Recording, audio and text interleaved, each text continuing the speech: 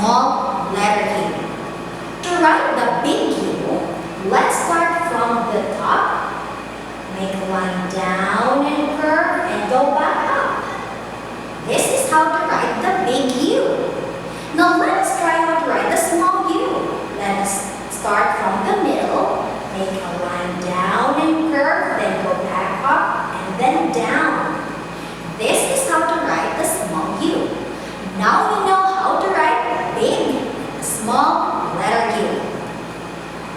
Did you know the sound letter U makes? It's up, up, up. Can you follow after me? It's up, up, up. I can't hear you. It's up, up, up. Good job, kids! Now, here are some examples of the objects that begin with the sound of the letter U. First, we have an underwear. Up, up, underwear. Again, up, underwear. Next, we have an umbrella. Up, umbrella. Again, up, umbrella.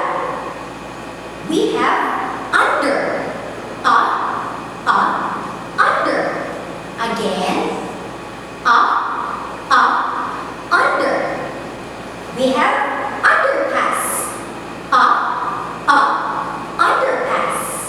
Again, up, underpass. And last, up. Again, up. Good job, kids!